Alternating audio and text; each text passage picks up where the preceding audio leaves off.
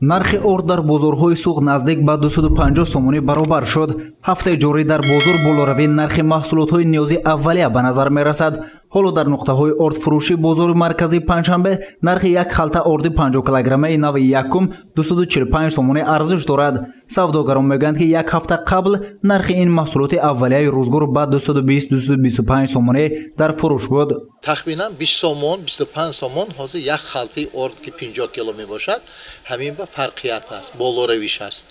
дар ҳақиқат ин орди аз дигар ҷо мисол аз давлатҳои дигар хориҷӣ оварда истода гандумо осё мекунанд ё ин ки Қазоқистон, Россия аз ҳамин ҷоҳо воридот мешавад.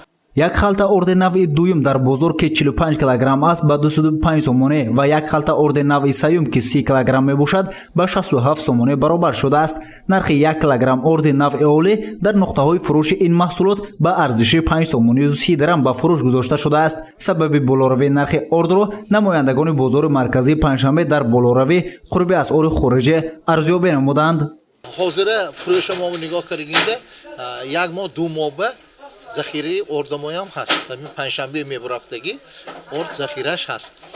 дигараш ин ки асъори хориҷӣ 1034 сомон буд агар пай бошад $100. ҳозир бошад ани давлати банка худаш 1130 сомон мебошад. ҳоло $1 Иёлоти Муттаҳидаи Амрико дар кишвар баробар ба 11 сомонӣ 30 дирам аст. ба гуфти муовини мудири шӯъбаи минтақавии Бонки Миллии Тоҷикистон дар шаҳри Хуҷанд, дар 9 моҳи соли ҷорӣ қурби асъори хориҷӣ $1 Иёлоти Муттаҳидаи Амрико нисбат ба пули миллӣ 6.7% баланд гардидааст. яъне пули миллии кишвар нисбат ба $1 Иёлоти Муттаҳидаи Амрико 6.7% коҳиш ёфтааст. зебо Сираеви муовини мудири шӯъбаи минтақавии Бонки Миллии Тоҷикистон дар шаҳри Хуҷанд гуфт ки беқурбшавии пули миллӣ на танҳо дар дохили кишвар, балки дар тамоми шарикони асосии савдои ҷумҳурии Тоҷикистон ба назар мерасад ки коҳишёбии пули миллии онҳо зиёда аз 30%-ро ташкил медиҳад.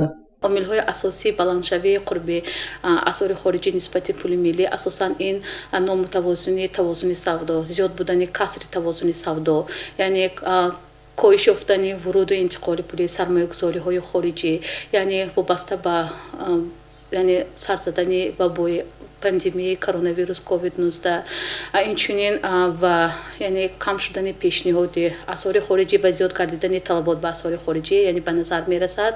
ба гуфти намояндагони Бонки Миллӣ дар шаҳри Хуҷанд болоровии қурби асъори хориҷӣ ба тамоми маҳсулотҳои зарурии рӯзгор, махсусан он маҳсулотҳое ки аз дигар кишварҳо ворид мешавад, таъсири худро мегузорад.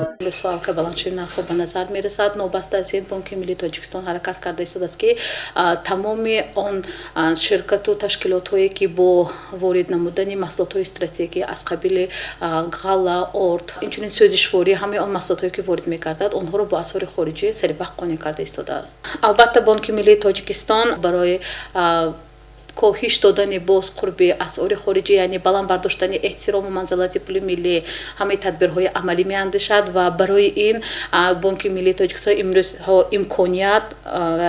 امکانیت واسطه امکانیت‌ها و ذخیره‌های خود را دارا میباشد. ҳар як тағйиротҳо дар шарикони савдо яъне вобаста ба баланду паст шудани қурби асъори русӣ низ таъсири худро мегузорад.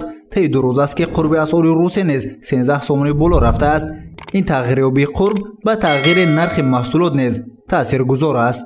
гузориши Саид Мухтори Саиданвар барои барномаи иттилоотӣ хабар.